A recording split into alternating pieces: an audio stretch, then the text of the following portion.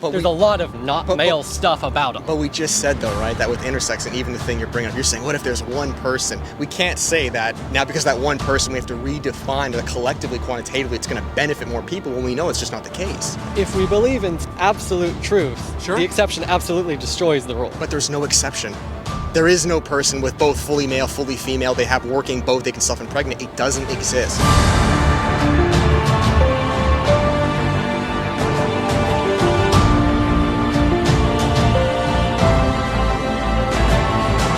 David, nice to meet you. What do you agree with? What do you disagree? I don't have an answer for everything, but I will try my best. So, I more or less agree with Jesus saves and loves. Okay. Why would you disagree with it? I would disagree with atheism fools you, but as a technicality, because I'm not an atheist. Okay. So I wouldn't say it as strongly as that, but mainly I would say, only male and female is my main. These two I don't agree with. Okay, yeah, we can chat about it if you like. We try to be as civil as we can. I'm not here for beef or anything. Go for it. What's your kind of contention? So I would say, one, to say there's only male and female, we have to have some kind of definition of what male and female is. If we go with XX is female, XY is male, right? Are we arguing about transgenderism? I'm just kind of on the same page, or let's say both. Let's say both. Sure. So we're saying XX is female, right? And there's only male and female. What about a person who has both intersex, right? The intersex, or like what about the and chimera? So a chimera is when you have both, right? Well, it's so in there's two basically fraternal twins, but in the earliest stage of pregnancy, they fuse and they form one person. Okay. Right. So there's only one baby born, but there's two different distinct genetic. Okay. I haven't heard of this, but okay. Yeah. Sure. So there's instances where one is XY, one is XX. Okay. So some organs will be XX, some organs will be XY. What do we call that? Sure. If not, I would say just for intersex goes, whether you want to call that or anything. Intersex, first and foremost, extremely rare. It's 0.018%. I know some doctors, physicians will say 1.7, but that's been debunked because most physicians don't define Klinefelter's or Turner syndrome as intersex because... But why don't they?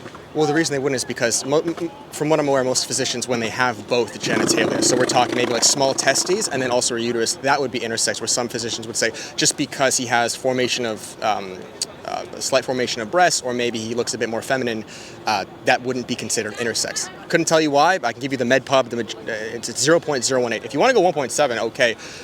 But what I would say in that is it's a genetic abnormality. You know, in science, just as an example, even though it does happen, we teach that humans are born with 10 fingers, right? Now, are some born with 9 fingers? Yes, but we teach that there's 10 because the exception doesn't make the rule.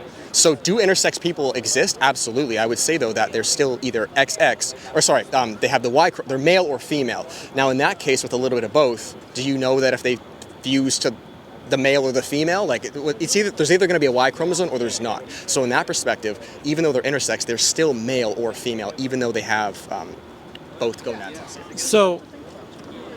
Just because I haven't found someone who can self-impregnate themselves is what I'm saying. And from what I'm aware, it doesn't happen. Now, maybe it could, but I don't believe it does, where they produce both gonads and both gametes. I guess I would say on the, exception that doesn't break the rule. Okay. Let's say there is only one person to have ever existed that is neither male nor female, or both, or whatever. Okay. That is one person that exists. We can't say there's only male and female anymore. But I would say that doesn't exist. They're still either male or female. They have the Y chromosome or they don't. I get it. But I hear it. I'll give you the hypothetical. They do. So they do have both of like the small gonads, yes, but only one is going to, as puberty goes on, be able to work. Like a person cannot self-impregnate themselves. They're not going to have working fallopian tubes and uterus and then also sperm. One or the other is going to work. That's true. And that's kind of what I mean by that. I guess, okay, let's say you have neither. You were born with nothing. You're sexless? Yes. Okay. Or nothing functioning, right? Okay, but they still have, their body has the pathway to do so. Because you're right, I get this argument where they'll say, yeah, but some woman can't get pregnant, or some man can't produce sperm, but their body is still designed that way to have that pathway to do so. That's what I would say with that. If you have the beginnings, so to speak, of both testes and then would you not say their body can't do it? but it's designed to do so. It should. Okay. But Great it's question. it's not able to do either. Sure. But it should, Sure, quote unquote, sure. should be able to do both. I would say as puberty goes on, there is a predominant path that overtakes the other. I have yet to find there are a split 50-50 where they're both gonads develop the exact same. So in that case, no, I would say it's one or the other, definitively. Even though in the beginning it's ambiguous, I agree with you. I'm not disacknowledging that. I guess I would say from a scientific standpoint, Sure. it's much more useful Okay. to not have to categorize everyone into one of two boxes because they Okay. don't fit. Like, But there's we- a lot of not but- male stuff about them. But we just said, though, right, that with intersex and even the thing you're bringing up, you're saying, what if there's one person? We can't say that now because that one person, we have to redefine that collectively, quantitatively, it's going to benefit more people when we know it's just not the case. Like, that's what I mean by the exception doesn't make the rule. If we believe in absolute truth, Sure. the exception absolutely destroys the rule. But there's no exception. There is no person with both fully male, fully female. They have working both. They can self-impregnate. It doesn't exist. There is no person that can self-impregnate. There is, however, now it's incredibly rare. However, there is such a thing as a person who can both produce egg and sperm. True hermaphrodites. What is going on, guys? How are you doing? I hope you're enjoying the video thus far. I wanted to quickly pop in and let you guys know. Lately, I've had a lot of you guys ask if I offer coaching. The answer to that, guys, is yes. I coach you guys to be able to be on the streets and defend the faith, whether that's against Islam, LGBTQ, abortion, atheism, the list goes on. Spots are open below, guys. First come, first serve. And finally, guys, for any of you who do feel led to support the ministry through gifting below, it helps tremendously. This is self-funded by you guys to allow myself to further spread the gospel. Thank you so much. Back to the video.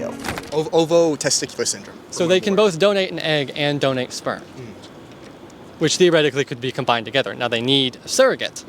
I mean, Yeah, that's fine, man. From what I'm aware, in that instance, most of them are completely infertile. They're not going to work. Now, if they could work, like, I don't believe those eggs could actually be fertile and produce. I don't believe the sperm works. From what I'm aware with ovotesticular syndrome, they're infertile, and that's why we actually need to know whether they're male or female to help further produce them and give them the right hormones. Like, if they do, let's say they are male, then they're going to need testosterone. Otherwise, a lot of times their growth is stunted. Sometimes their heart fails. It doesn't work, right? So I think that actually kind of proves my point, where it's like they need one or the other hormone to like, there's no like middle hormone. Do you know what I mean? Like, it's like you're going to be a man, you're going to develop, or a woman. I would. But do you also see, and these are great points, and I'm willing to answer these, but do you see how, like, we are going to like the most extreme? Usually speaking, I have to reach the 99.9%, but I'm not disacknowledging what you're saying. Let me just give you my argument and then we'll keep going, right? My argument, and the reason I do that, is because I do believe for the vast majority of trans people, which, by the way, intersex do not consider themselves trans. The vast majority of intersex... no, they're not. Right, okay, so we got common ground there. I usually hear that argument, people say, but intersex, they're trans. No, they don't. From what I know, they do not... No one's born intersex, or very few, and they say, yes, I wanted this to happen. This is a genetic abnormality. Just like with 10 fingers, there's 9 fingers. We should still love these people and treat them. But the biggest thing that I'm after is people who are born XX or XY, and they're beginning to change their gender into something else, which then affects washrooms, sports, policies. I live in Canada, there's Bill C-16, where it's not like America here. That's the chunk that I'm after. Yeah, I mean... But you're bringing up this, which is fine. I have no problem with it. But that's usually the people I speak to about that. Yes. Yeah. To me, transgender is obviously different from intersex. Okay. Right? That's Okay. probably affects a lot more people. That's a lot bigger deal to me. Yes. I think on the strictly male and female, that's kind of, I guess... We would agree to disagree there. Yeah, we agree to disagree We'll there. agree to disagree. It's Okay. maybe not the biggest deal in the world, Okay, but as okay. an absolute truth claim, we disagree. Okay, and that's fine. I respect that. So on trans people, I would say, I mean, it's quite clearly a thing. It is a thing, yes. Yeah. Like, it's, yeah. One which we know pretty well that there's no that conversion therapy doesn't work. I'm not for conversion therapy. Yeah. I wouldn't be for that. And we know pretty clear that we can greatly improve outcomes for trans people. Okay, yes. By- I would agree with you on that. Yeah. I think the means in which we do it is different, but I agree their suicide rate is the highest out of any suicide rate, any person by a long shot. Higher than slavery, higher than Jewish people in the Holocaust. And it a lot of those statistics are the ones who have contemplated suicide. They've suicide ideation or from what I'm aware, no, dude, that's even higher. Yeah, I'm talking about suicide like attempt. Yeah. So It's about 46%. that's 90. contemplation. That's contemplation. No. I've heard it's about 90% contemplation. Actual attempt is around 40%. I've got that on MedHub on quite a few sources. Okay, but All we say is it's a lot higher than like the person who does not have that. We'll just agree on right. that. Yeah, Sure. it's high, man, and I'm confused, and I just, as a Christian, I don't believe that transitioning or gender-affirming care is the solution, and we know that because statistically, their suicide does not go down. yes, it does. You got to show me where it goes Their historical contemplation of suicide doesn't go away. Okay. If I've thought about suicide, Yeah. the fact that I'm perfectly mentally healthy now doesn't mean I've still thought about suicide once in my life. Okay. So that rate doesn't go down. But Don't you think that should though? Like, let's say you think of suicide on a spectrum 100 times a day. I believe if you're going that far, that should at least decrease to a substantial amount. well, Would you? Because from the studies I've seen, whether thought or action, it's more or less the exact same, and it's still astronomically higher than the average person. all the studies I've seen have seen that current suicidal ideation and current action drop significantly when they're given gender-affirming care. And where I'll agree with you is, because I do agree with you, the studies that I've seen, all of those are short-term studies. And in the short term, I'll agree with you. If I take something or do something for myself, I'm going to be a lot happier. For a time being, I'm not going to have these thoughts. But the studies that I've seen in Sweden over 20, 30 years, they're not conducive whatsoever. I mean, In fact, the majority of them grow out of it. If you leave them alone, around 90% of the individuals dealing with gender dysphoria grow out of that. Puberty is what allows them to do so. I just don't believe as a Christian we should immediately be stunting that process, putting them immediately on Lupron or gender-affirming care, which does not increase the suicide rate whatsoever. I mean, Just statistically. I guess if we're talking about minors, I guess that's different, but Like, where do you believe this ideation is coming from? Because I believe personally, we're not talking about intersex here, I believe it's a social contagion. And we know this because from 2017 to 2021, the numbers have tripled in gender dysphoria, in hormones, cross-sex, and Lupron. So it's growing. The numbers of people who are left-handed grew significantly when being left-handed wasn't considered, something that we hated as a society. A lot of people are very willing to be open about it when suddenly it's not burn you at the stake time. So that's why I would say that there's a lot more of them. But that amount, triple the amount? I mean, each year LGBTQ from our grandparents to now is doubled. I don't believe that's I do not believe it's biological. I believe it's a social contagion. 1/5 of Gen Z identifies LGBTQ. If 1/5 of the population stopped creating, our world would cease to function. If 1/5 of the economy, everything just went blank, I don't believe it's biological. I believe the stats show that it's a social contagion because it's cool. Children are impressionable. They want to see it on TikTok. They want to see it on the movies. And I believe that's why it's being pushed so hard with Drag Queen Story Hour, all these things to the kids to convert them. Right? I don't believe they're born that way. No, I believe they're confused. I would disagree. That's fine. I would say they're born that way. Okay. Every study I've read seems to suggest that. You gotta show me those studies. Because I I don't seen have those them studies. on me. That's okay. I should probably go and study for my finals in a minute. But and I appreciate you being very respectful. By the way. I would say, I just think there are better solutions to that. I think as a Christian we should love these individuals. I would never want to hurt a trans person. I'm never for that. But the stats don't show that their life gets better. The suicide stays the same. Children, the majority of them are going to outgrow it. I don't think we should tamper with that. If you're over 18, do whatever you want. It's your life. So I'm more so for the children. I would say,